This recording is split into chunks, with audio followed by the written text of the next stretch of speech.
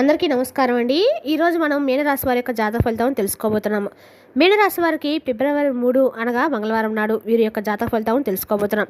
అయితే మీనరాశిలో ఎవరైతే ఇప్పుడే కొత్తగా మన ఛానల్ చూస్తున్నారో దయచేసి ఛానల్ సబ్స్క్రైబ్ చేసుకొని వీడియోకి లైక్ చేసి సపోర్ట్ చేయడం మాత్రం మర్చిపోకండి. మరి వీడియోని ఎక్కడ కూడా స్కిప్ చేయకుండా చివరి వరకు చూసినట్లయితే మీకైతే పూర్తిగా అర్థమవుతుంది. రేపటి రోజున మీ యొక్క రాశి ఫలితం ప్రకారం మీకు ఏ విధంగా ఉండబోతుందో తప్పకుండా తెలుసుకుందాము. మరి అంతకన్నా ముందుగా ప్రతి ఒక్కరు కూడా ఏదో సమస్య ఉంటుందండి. సమస్యలు ఎవరంటే ఉండరు కదా.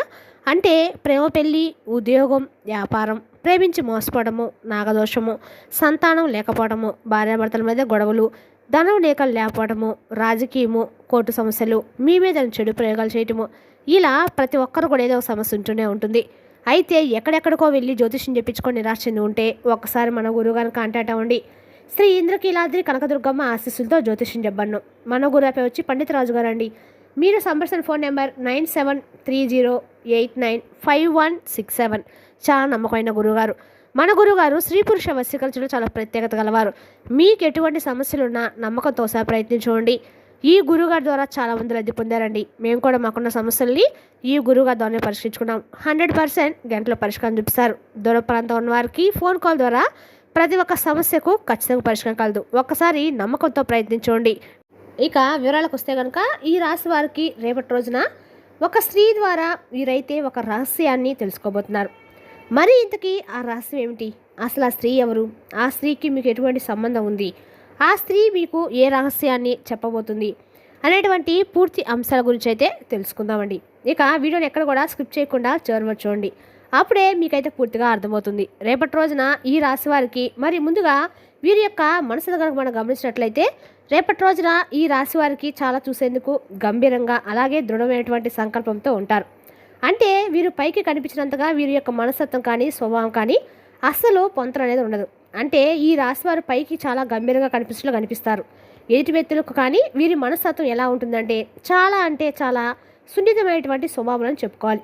ఎవరైనా కానీ ఒక మాట అంటే వీరికి అస్సలు నచ్చదు. అలాగే వీరు కూడా తొందరపడి ఎవరిని కూడా ఒక మాట అనేది పౌరుషంగా ఎవరిని కూడా దూషించడం కానీ అనవసరంగా ఎవరినైనా అనడం కానీ అస్సలు జరగదు. ఎందుకంటే వీరికి పుట్టినప్పటి నుండి కూడా ఎన్నో కష్టాలు, సమస్యలు, కుటుంబ బాధ్యతలు, బరువు బాధ్యతలు ఇవన్నీ కూడా అనుభవించి ఏ కష్టం గురించి అయినా కానీ పూర్తిగా లోతుగా తెలుసుకున్నవారు. అలాగే సమస్య వలన ఎవరెలా ఇబ్బందులు ఎదుర్కొంటారు, ఎలా బాధపడతారు అనేటువంటి పూర్తి అవగాహన ఈ రాశి వారికి బాగా ఉంటుంది. కాబట్టి ఎవరినైనా కానీ కొంచెం కష్టాల్లో ఉన్నవారు కనిపించినా, ఇబ్బందికరమైన పరిస్థితులు ఏర్పడినా, ఫ్రెండ్స్ ఎవరైనా కానీ ఎదురుపడినా కానీ వారిని చూసిన వెంటనే చలించిపోతూ ఉంటారు. అలాగే వీరికి ఏదైనా కానీ సహాయం చేయాలనిపిస్తే నిర్మోహమాటంగా అస్సలు లేదు అనకుండా వీరి దగ్గర ఉన్నదంతా కూడా దానం చేసేటువంటి గొప్ప దానశీలని కూడా చెప్పుకోవచ్చు. వీరి స్వభావం అలాంటిదండి. అంటే పైకి ఏంటంటే గంభీరంగా కనిపిస్తారు. అమ్మో వీళ్ళతో మాట్లాడడానికి కొంచెం బాధగా, భయంగా ఉంది, ఏమనుకుంటారు ఏంటో, ఏదైనా అంటారేమో అన్నట్లుగా ఎదుటి వ్యక్తులు భయపడే విధంగా అంత హుందా కనిపిస్తారు. కానీ నిజానికి వీరిలో గర్వం కానీ అహంకారం కానీ ఇవేమి కూడా ఉండదండి. ఇక వీరి మాటను చాలా పొదుపుగా వాడతారని చెప్పుకోవచ్చు. చూడడానికి చాలా సైలెంట్గా ఉంటారు. చాలా తెలివైన వారు.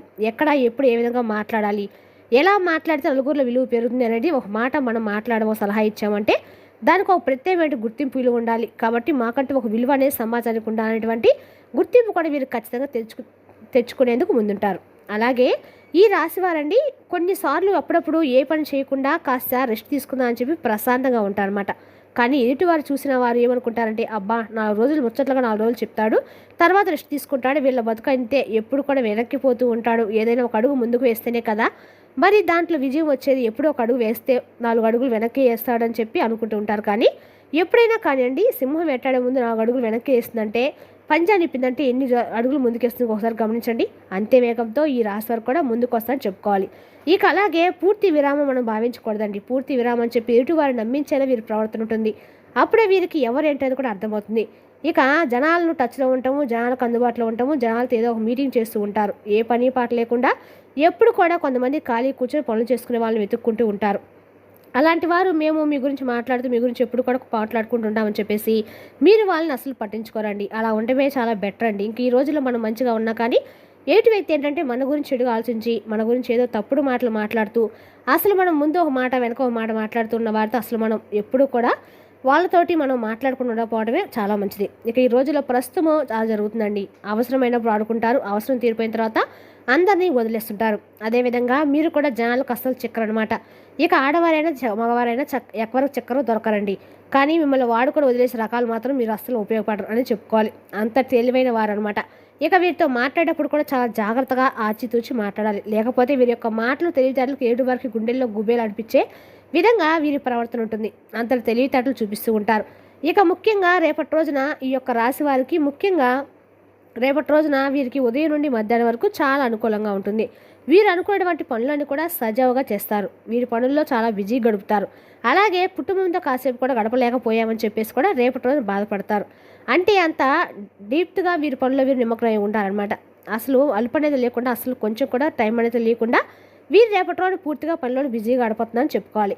ఇక అలాగే ముఖ్యంగా చూస్తుంటే రేపటి రోజు వీరి పని ఒత్తిడి వల్ల కొంచెం వీరు ఏంటంటే చిరాగ్గా ఉంటారు, కోపంగా ఉంటారు. కాబట్టి ఆ కోపంలో ఉన్నప్పుడు ఎవరిని కూడా అసలు కదిలివ్వకండి. వీరు ఎక్కడ ఎవరితో మాట్లాడండి, కాసేపు మౌనంగా ఉండండి. ప్రశాంతంగా ఉండటం వల్ల మీకు కూడా ఏంటంటే మీ మనసు కొంచెం ఒత్తిడి తగ్గిన తర్వాత పూర్తిగా మీ మనసులో ఉన్నటువంటి మీకు కొంచెం ఏదైనా ఒత్తిడి అనిపించినా కూడా ఆ ఒత్తిడిని దూరం చేసుకునే వారు అవుతారు.